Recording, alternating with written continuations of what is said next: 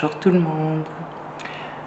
Je vais donc vous faire aujourd'hui une vidéo sur le normal et le pathologique. Enfin, je voulais vraiment faire cette vidéo. Je tenais à vous en parler parce que c'est un vrai dilemme, autant dans les institutions, que ce soit l'hôpital, que ce soit finalement toutes les institutions où on reçoit des gens en souffrance, et dans la vie quotidienne. Qu'est-ce que être normal? Qu'est-ce qu'être souffrant, hein? Pathos, hein? Ça veut dire douleur en grec ancien. Donc nous allons parler de ça. Le normal, d'abord, lui vient du mot norma, en latin, qui veut dire règle, en équerre, donc quelqu'un qui est droit, quelqu'un qui est sain, qui va bien. Mais il y a effectivement une confusion statistique avec cette histoire de normes. Est-ce qu'on est statistiquement normal? Est-ce qu'on peut dire à son médecin généraliste: je suis normal, je vais bien, je n'ai pas de douleur, j'ai eu mal nulle part, je veux juste reprendre les médicaments que vous me donnez d'habitude. Donc tout va bien, vous êtes normal. On continue votre médicament pour la tension, votre tension est bonne, parfait. Je suis en souffrance avec un médecin généraliste. Je suis en souffrance, c'est-à-dire j'ai une pathologie. J'ai très mal dans le rein depuis 3 semaines. Je voulais vous en parler parce que effectivement ça m'inquiète. Bon, très bien, on va vous faire passer une échographie, un scanner, et puis on va voir s'il y a quelque chose. Bon. Ça, c'est le normal et le pathologique dans la médecine classique. Moi, je voudrais aborder avec vous ce qu'est le normal et le pathologique en médecine psychiatrique et en psychanalyse et en psychologie, évidemment. Quand un praticien, psychiatre, psychologue, psychanalyste reçoit en séance ou en consultation, les deux marchent,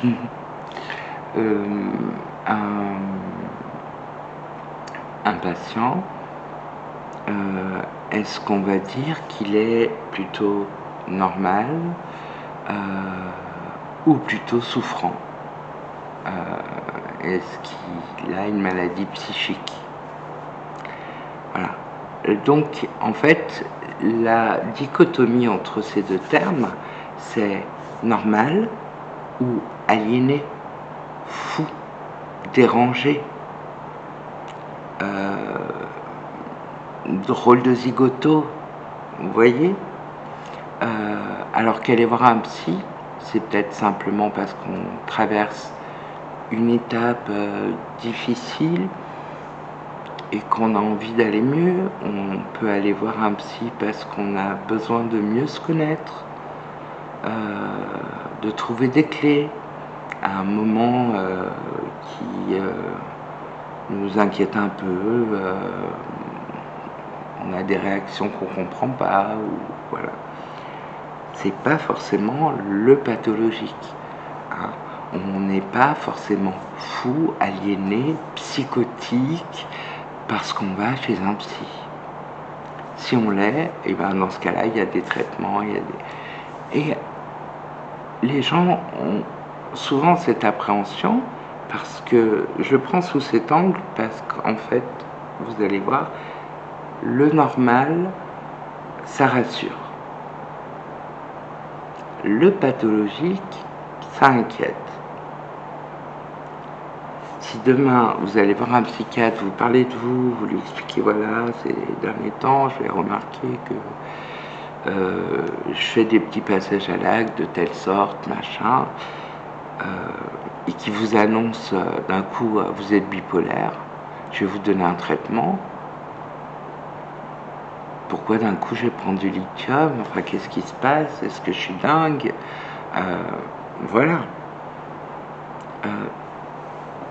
Évidemment, j'ai pas envie de mettre les gens qui sont dans une pathologie du côté de la folie. La folie est un mot raciste. C'est un mot dégueulasse. Ça sent mauvais, la folie. La folie douce, tout ça. Non, ça sent mauvais. Moi, j'ai envie de vous parler de quelqu'un qui a une pathologie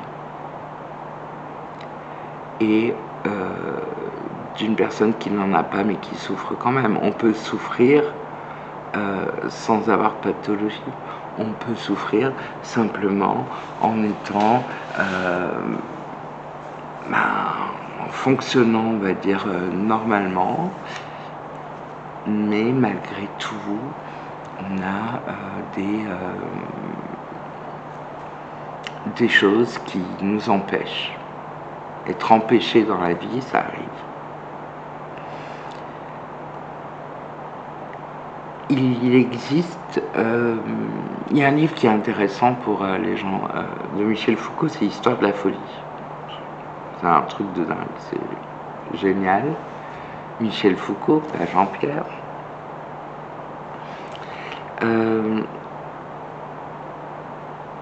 Il y a quelque chose d'intéressant, c'est le mouvement anti-psychiatre qui a eu lieu dans les années 70 aux États-Unis. Les antipsychiatres ont développé l'idée d'une institution psychiatrique où on arrêterait la médication des gens qui étaient psychotiques, donc schizophrènes, paranoïaques, etc. Et qu'on les laisserait aller au bout de leur folie. Ce mot qui revient là, qui nous lance, qui nous obsède.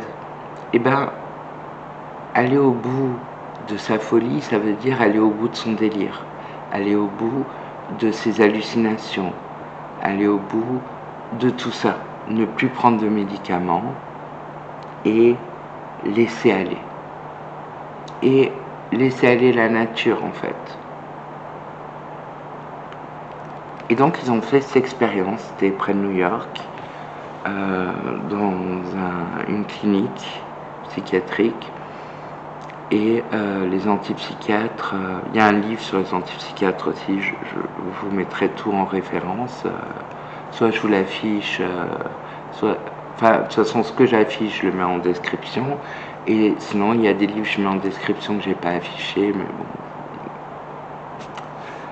vous êtes grands. Donc, et il y a parmi ces patients, une patiente en particulier qui s'appelle Mary Barnes,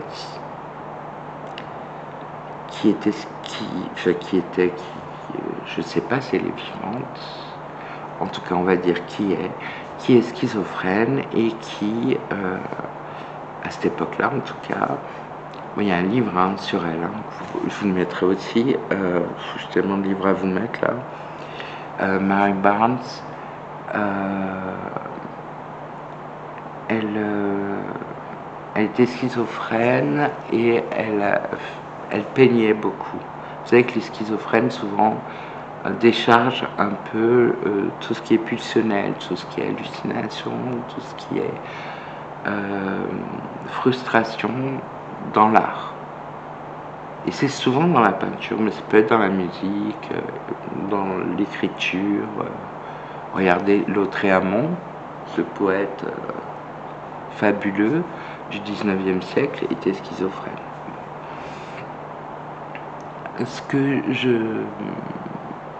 Donc Mary Barnes, elle peignait des toiles avec ses excréments. Et elle a fait des expos à New York.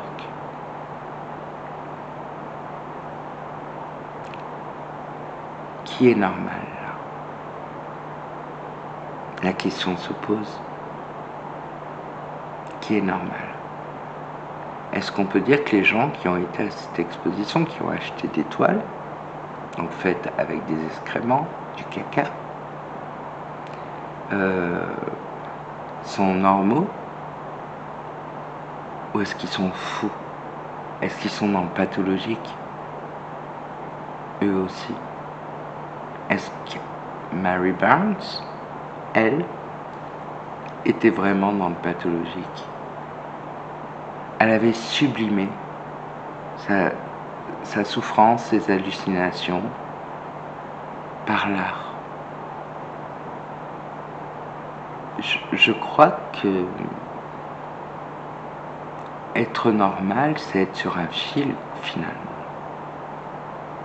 On peut à tout moment tomber d'un côté ou de l'autre, et la crête ou ce fil, on essaye de jongler pour rester bien droit dessus, bien dans la norma, mais une fois que vous tombez d'un côté ou de l'autre, les cases, elles explosent.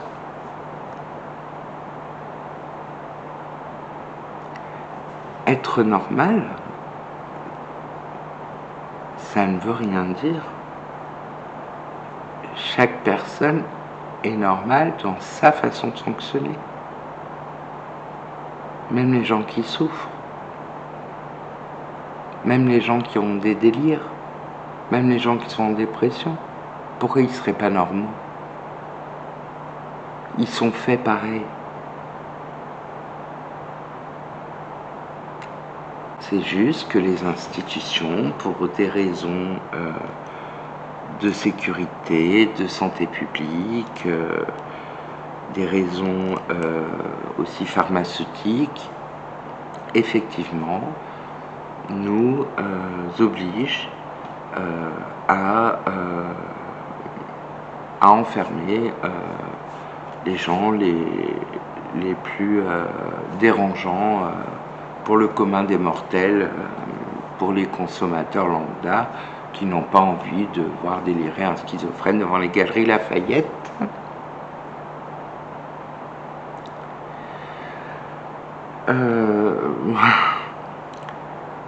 Il y a des mesures, en fait, au niveau des lois, des mesures pour faire enfermer quelqu'un. Il suffit d'un témoin, c'est une personne proche, de la famille, un ami, qui appelle les secours, un médecin et un proc. Il suffit de 3 personnes. S'il n'y a pas de famille autour, ça peut être un policier. 3 personnes qui décident à votre place que vous devez être enfermé. Vous comprenez? Ça fait peur quand même. Est-ce que c'est une solution? On pourrait parler de la prison aussi. Est-ce que c'est une solution? Ça, c'est un autre problème. Là, je vous parle psycho, quoi. Effectivement, les psychiatres, la psychiatrie française essaye depuis les années 80, 90 surtout, de sortir un peu les gens qui souffrent, les patients, les malades, de l'institution psychiatrique, en les mettant dans des appartements spécialisés qui sont en ville, comme ça, pour que tout le monde soit ensemble, mélangé. L'idée est bonne, hein, mais ce que vous devez savoir, c'est que ils ont une obligation, c'est d'accepter tous les 15 jours ou tous les mois, ça dépend des traitements, qu'un infirmier psy vienne à leur domicile, leur faire une injection qu'on dit à retardement, qui va durer le temps de 2 semaines ou de 4 semaines, le temps de la prochaine, et qui injecte ainsi un médicament qui empêchera à la patiente ou au patient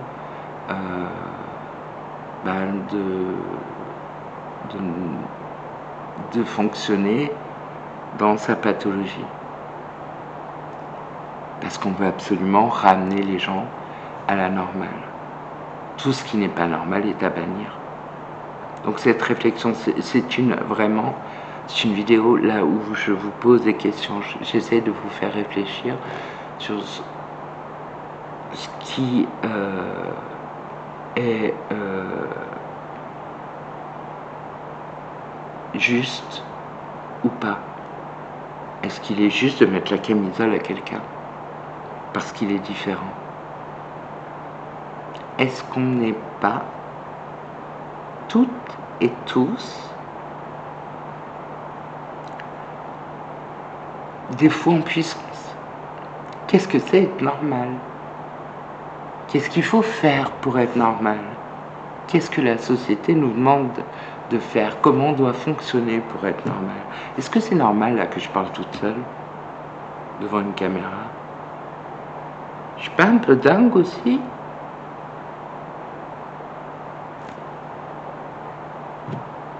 Et vous? Vous me regardez? Est-ce que vous êtes sûr que vous êtes normaux? Voilà.